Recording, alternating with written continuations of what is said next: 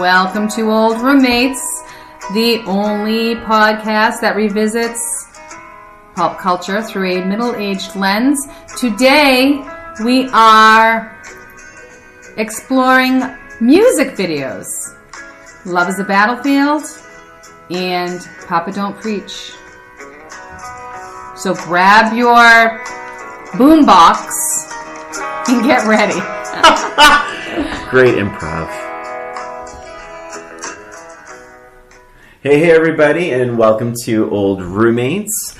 So we're actually doing something a little different. We're introducing music videos into our program. We've had people reach out saying, pop culture, sure, but where's the music? And Christina and I have actually talked a bit about this, and the thing about the music is that we still... I'm still stuck in the 80s. I listen to 80s music every day. We listen to 99.1. There's a little plug.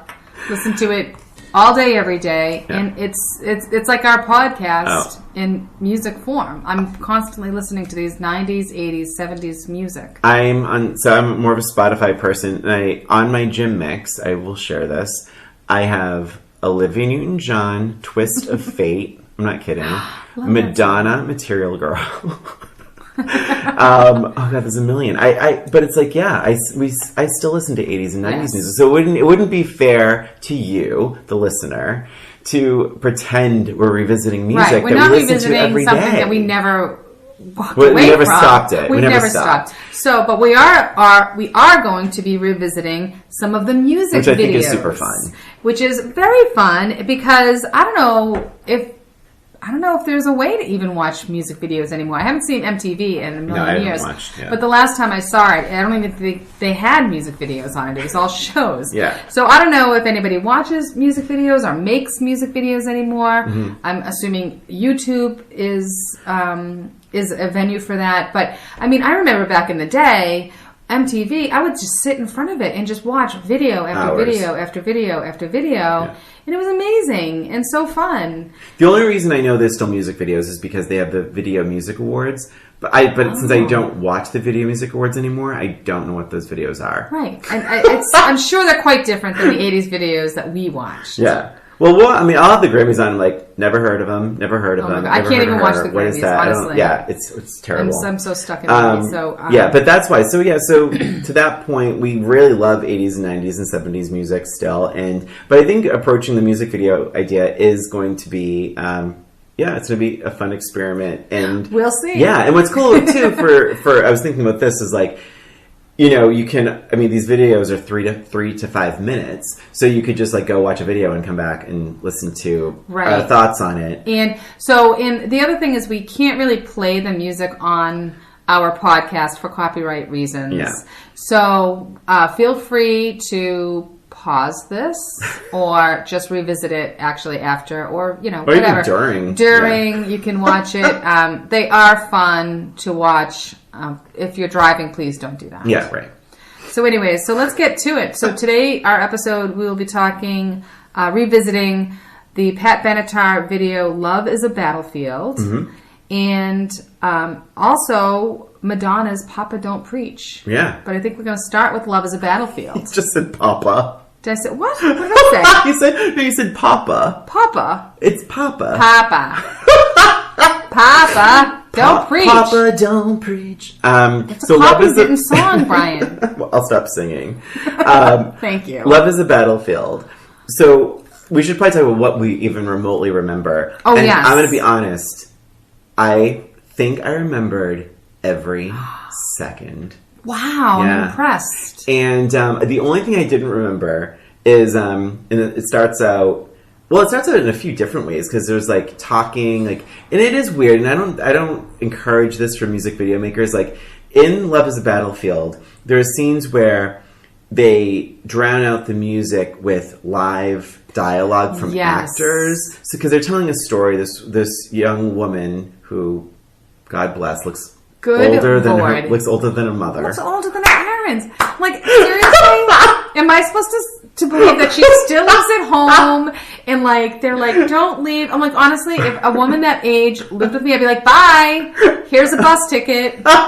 She looks 30 years old. Well, doesn't he say, don't you even think about coming back? Yeah, I'm like... Well, it's like, I think the time is right. Yes, I think so. But she also has a lot of makeup on. Maybe that's part of why she looks older, but she looks she just older looks than her mother. But, yeah, so there's that whole scene of they're drowning out the music so the father can yell at her. But then when and that's a little awkward, then she's talking back to him in the lyrics. Because she's like, we are strong. He's like, they will come back. It's odd. It's a little odd. Yeah. Artistic license, I suppose. Oh, no, for sure. I mean, it's interesting. It's just odd. Yeah. So, what I remember, I didn't remember quite as much, surprisingly. I remember thinking back to Love is a Battlefield. I'm sorry, I cannot speak today. And I just remember Pat Benatar being so badass. I remember thinking about it and being like, oh, she was so cool. She was so tough. And I remember the dancing. Mm-hmm. But I will say, I didn't really remember. I remember him pushing the guy around and stuff like that. But I didn't remember the backstory of her being a runaway. Isn't that funny? It's kind of a main point of the video. No, I remembered that. And you mentioned the dancing and the badass. Completely badass. I feel like this holds up. I think the choreography holds up. Mm-hmm. I think the dancing, and I'm not a dancer. I'm not into choreography at all. But I guess the reason I'm saying that is because the lyrics and the choreography are really they are strong. They're strong. They're strong. And they are, and they're very their arms are very wide and they're tough and there's that thing. The one thing I didn't really love is the shimmy, we're going to say the same thing. The shimmy at the beginning. Come on. I didn't really need that. I wrote Attack of the Boobs. Yeah, right? Totally. Because okay, now this is where to this day, I am still confused. Is that a pimp? So it's a dance hall. It's a dance hall. So it's one of those dance halls where you pay to dance. Private dancer. Yeah, it's private dancer. Yeah. Right, exactly. Tina Turner. Maybe that's something we should revisit. We should have done that one. But in any case, it's a private dancer. So he struck me, I think, back then, I thought he was more of a pimp. Yeah. But looking at it now, I think maybe he was the owner of the dance hall. That's maybe just the way he was dressed or something struck me as that pimpy. Oh wait, struck you as what? As the owner of the dance hall, which I guess in essence is sort of a pimp. Yeah, right? Yeah. I mean, it was a very fuzzy line as to what they were actually doing. Right? I mean, there was a back room there. That's true. So not too up and up. Right. But like I said, I'd forgotten about the mom and dad storyline, and I thought that it started out funny, the shimmy was really funny, but the rest of the dancing was amazing, and that's really what I had remembered about it, that it was so cool. A couple of questions, it kept panning to the bus, where she's on the bus. I'm like, all right, so what point in time is this? Is she going home? Is she going home? Yeah. Is she leaving home? Is she dreaming about a future as a dancer? Is she, because she certainly looks a lot different at the end of the video when she's walking away from the girls, super independent and confident, and she's in that cool dress with the scarves everywhere. Yeah. And so she doesn't seem like the same person that was on the bus. That's right. Right? Yeah. So I'm not sure. Is she going home? I actually really kind of like the video for that reason. And I actually don't even know if it was thinking that much about, I don't know anything about this, what the director was thinking, but I like that. I was like, what is this? Is this her thinking she's on her way home, she's cleaned herself up, she's going to visit her family, or is this no, this is still the runaway, she's to your point, she's dreaming of a life, but this is the life that awaits her. Right. And I liked the ambiguity of that. We can kind of fill in your own blanks, and I thought that was good. I don't think she was wearing the same clothes as when she ran away. No. And she also looks a little bit older. More put together, a little older, a little more put together. The one question I had was I like this detail. So she's running away and they cut to the brother. Yeah. That was kind of sweet. Nice touch, yeah. And then she even writes to him at some point. And he laughs reading the letters. Yes. And I'm like, what is she writing? Her life. I'm selling my body. That is exactly what I was thinking. Right. And like, what stories is she telling that's making him laugh? Right. This is his sister. So yeah, it was a little bit this great group of unclear girls. the message of this video. Like, what is Pat Benatar trying to tell us through this video? Yeah. Is it that it's a good thing to run away? Like, it almost felt like it was like a positive to run away. Yeah. And then, or is it a negative? Yeah. She's walking the streets, right? At the beginning, it's scary and almost like, Josh Baskin at the beginning of That's right. Big, That's right? right, yeah. Scary streets of New York. And then she ends up in this dance hall and she's clearly not happy there. She's like, and she's dancing like a zombie. And then all of a sudden she busts into the song and dance and she walks away all powerful. So I don't know. It was just, what is the message here? Is it a positive thing to run away or a negative? Yes, and I will say that when you think about the times she sings that chorus, it's either to her dad or to the pimp. And so that's a little cloudy too. It's like, we are young and all that. But Christina, you did forget a key part that made me bust out laughing. So you said that she just goes from dancing to like getting angry and challenging the guy. I like the shimmy you just did. I just shimmy for me.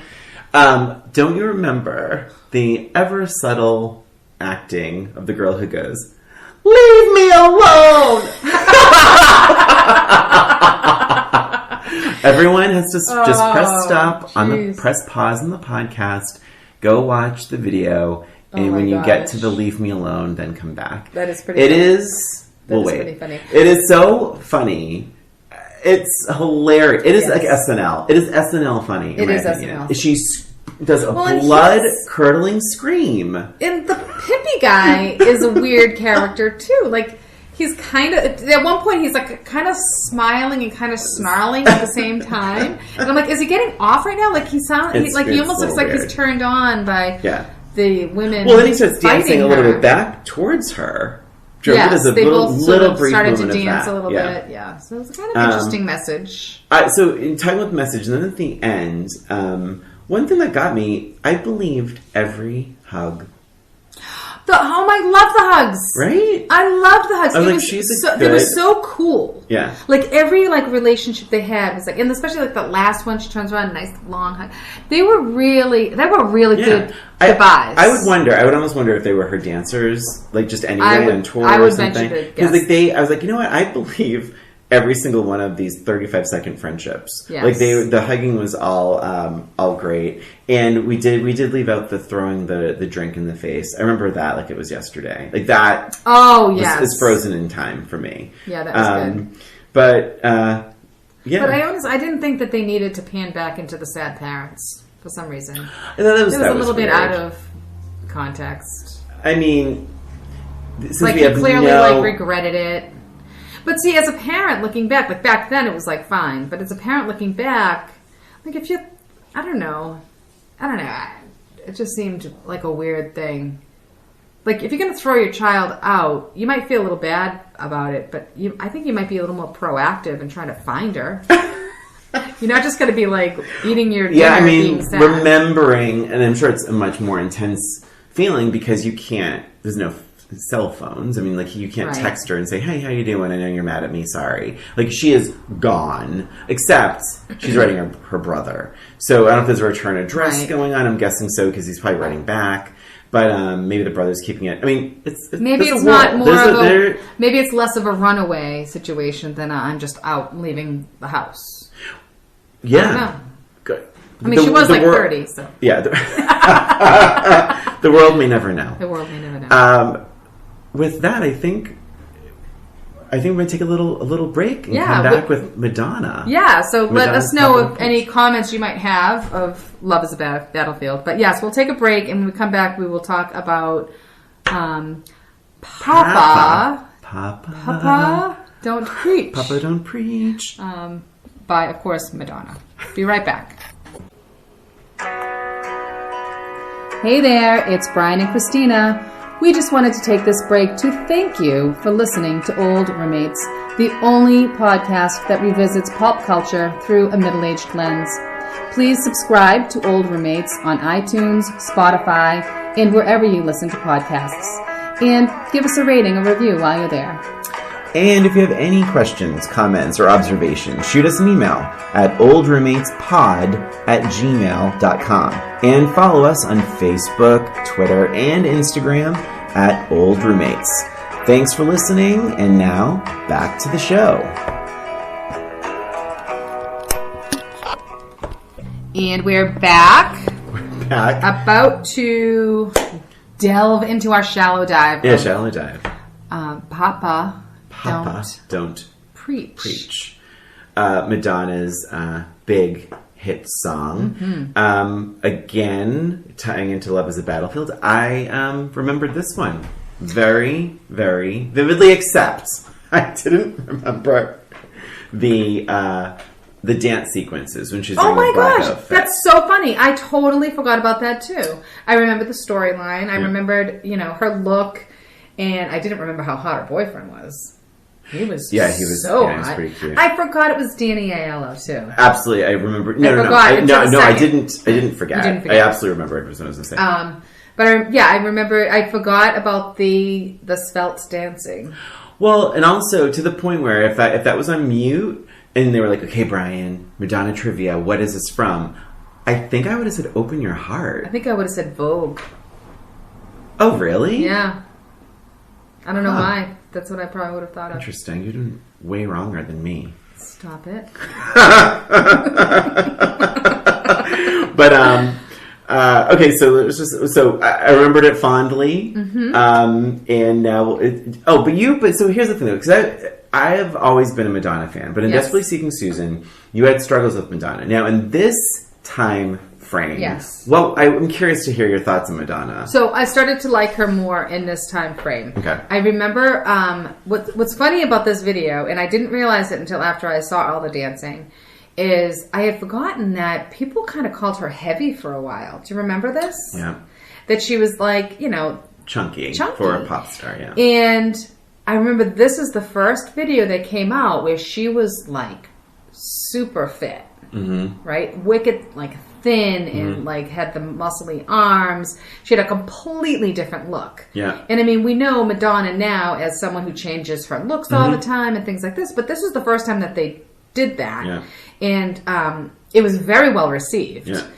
So but I did forget about the dancing, which was kind of funny. And for younger listeners, I mean, people did really pick on her in the beginning because they just went after her look. They went after. She had hairy armpits. They made fun of her for that. She had some body hair. She was so different, and she was very different looking. And then I think there were some scenes of her and like her bra like laying around, and like people were like she's too chunky and like there was these like we were old enough to remember that people liked to kind of make fun of her. Yes. And it's crazy to think about now because I don't think by today's standards you would look back at her then and be like, oh, she's a chunky pop star. Not at all. And it's kind of strange. Not at all. But but now she is. She looks amazing in the dance sequences of this. She really does. Video. The dance sequences are so fun. They are They're super really fun. Interesting. I would challenge that. If she's pregnant, should she be dancing? So well, I feel like she was. It wasn't necessarily her character right, who was dancing. Story. It was yeah, Madonna who was dancing, and then the story.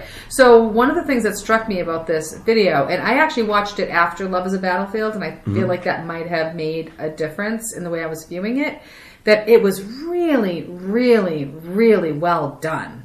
Cinematographically, is that a word? Cinematography. The cinematography. It is now. Yeah. That's my new word. And it had a movie quality to it.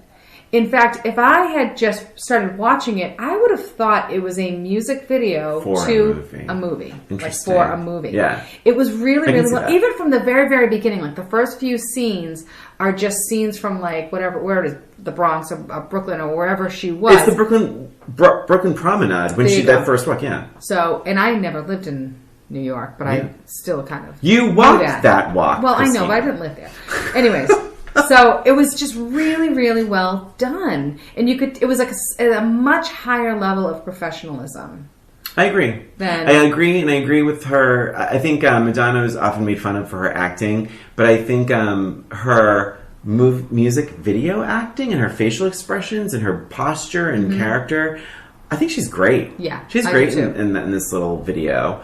And I liked the quirky smilings. There's a scene on the ferry where she's like eating a pretzel. Eating something, yes. And she's looking at him with like such affection. I'm like, I'm totally buying this 3-minute relationship. And the older couple's looking at them. That was really sweet. I forgot about that scene. Well, the woman of the older couple isn't looking very sweet. The old man's looking I thought very... they were both kind of looking sweet. Rewatch that little I will section. rewatch it. Because she doesn't look nice. But I thought Madonna was really, really great. And even the scene where... It's not... Obviously, there's no dialogue, but she's looking at Daniello on the sofa.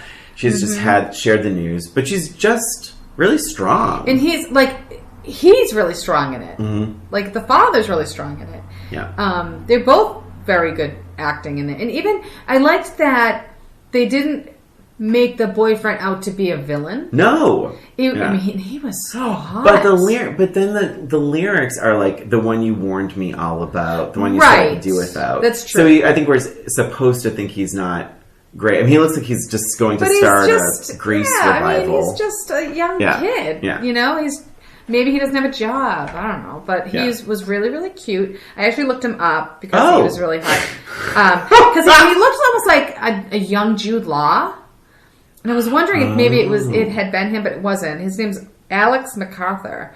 And he's been in a few movies, but nothing too fantastic. I mean, he's been in a lot of movies, actually, if you look at it.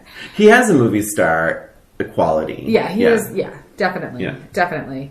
But it was, I loved the video. I thought it was really sweet. I loved that it had like a sweet ending with them hugging. Mm-hmm. I thought that was really, really sweet. You know what else was super sweet? What? I'm sure you caught it because you're very good at details like this. Oh boy, the pressure. So, do you notice anything in her bedroom that ties into the beginning of the video? Sorry, failed. Pink Panther. Remember the vintage clip? Yes. She's holding the giant Pink Panther. Oh. She has the Pink Panther in her bedroom. Oh, that's the same that's doll. nice. That's a nice detail. Yeah, that's definitely a nice detail. One other thing, did you during the Madonna dancing alone sequence? Did you get any with her hair and stuff? Any Blanche Devereaux sort of I don't know. It was she was just being very sexy and Not really. I don't know. She kind of had this fun. I don't know. There's something about she it. Was the hair. Very playful. Yeah. And yes. It was cute. She's a good dancer. She's a really good dancer. And I think that was also, I really enjoyed that was just sort of solo dancing. I don't think that she had the solo dancing before. I think she was always dancing with a group. So I could be wrong about that. Open your heart. But that's How dare you? My heart is open. But that was a different time too. I don't know. I don't have my discography, either. But it's but she does a little bit of that solo dancing stuff. But I think maybe this is to your point. But it was great. It was just, I remember just really loving that she had this just one single spotlight on her, black background, all of that, just focused right on her. The one thing I did question was that, and it's not negative. It's not a negative. But I'm not a songwriter. Okay. And my husband actually is, so I should ask him about it. But I always feel like when you're writing a song, it always has an element of yourself. You write about yourself or for a specific purpose. So if you are writing for a movie or something. Okay. So I've always wondered why she wrote this song. This particular song. And I should have done some research. I didn't. I don't know if there's an answer out there. I'm sure there is. But it seemed like an odd song. It's very specific. Did she write this song? We don't know that. Oh, I don't even know about that. Yeah. But it's a very specific subject. Yeah. I'm pregnant. I'm young. Don't preach. I'm keeping the baby. Yeah. So that could have been, I know. And I feel that way about Celine. I love Celine Dion, and every song from her is love at first sight, love, love against, and she's been married since she was 16 years old. I think that's more of a generic oh, I see what you're saying. This is a very specific situation. Being pregnant. So, and as far as I'm aware, I don't think that it's happened to her. If it did, she didn't keep the baby. because we would have known about it. True. But maybe that could have been like the record company being like, listen, there's a uptick of girls getting pregnant and not getting abortions. We need a song that captures that strength. Maybe. You never know. But it would be a good question to ask. Yeah, that's interesting. The only thing I felt that, and this is a negative, wow, I feel like the chorus, there's just one too many choruses. Like, it's a little long. It is long. It's a long. It was 5 minutes long. Yeah. The video was 5 minutes long. But so can we jump to Love Is a Battlefield? Sure, of course. Because that's longer. And I didn't I didn't know this. It didn't feel as long. Papa Don't Preach. True. Felt a bit unnecessarily long. Well, there was a lot of the same scenes, I think, for Papa Don't Preach, where she's just walking down the street. Yeah. Or just hanging out with her friends. Yeah. Like, not super interesting. Yeah. Whereas I feel like Love Is a Battlefield, although there's quite a few of her sitting on the bus and things like that, I feel like the majority of the scenes are at least different and going places. Like, a little more interesting, a little more different than the last. Okay. So maybe that's what made it feel like it moved along a little bit better. Yeah. All right. So now, should we do a question? So we talked about this a little bit. I just think we should do the same question. Yes. So a little but answering for our. Oh shit! How do we do that? Well, let's just have a conversation. Let's have it. Okay. Yeah. All right. But I think I want to write down my answer just so I can stay true to it. All right, I'll write down. All right. The question is, we're both going to answer for ourselves. I'm not writing what you're going to write. Okay. For ourselves.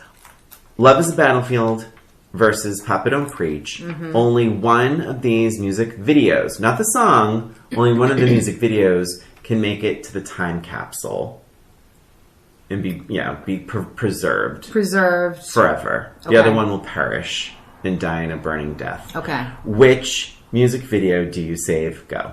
Okay. Okay. Okay. Did you make your answer? I did. Ding. Ding. You want me to go first? Sure. Love Is a Battlefield. Same. Yay! So, the reason is because I feel like if it's in a time capsule, we're really talking about like a time. Yes. Right? Yeah. This is a great depiction of the time, the fashion, the attitudes. I feel like it's interesting. I love the song. Mm-hmm. I don't know, something about it. Not that Madonna doesn't capture it, but in this particular video, I don't think she does. Yeah, and for me, Love Is a Battlefield. We talk a lot. It's like I think people in our generation, we get bitter with MTV because they don't do as many interesting videos or like stories and stuff.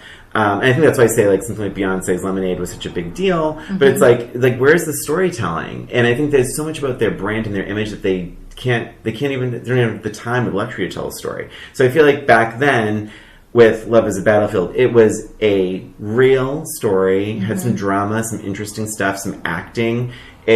It tried some interesting techniques of meshing those worlds together of acting and music, and I think that it's really well done. I think it's something that you remember more too.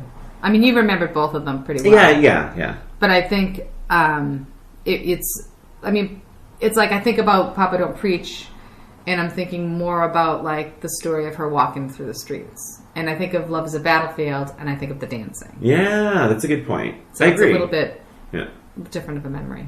Cool.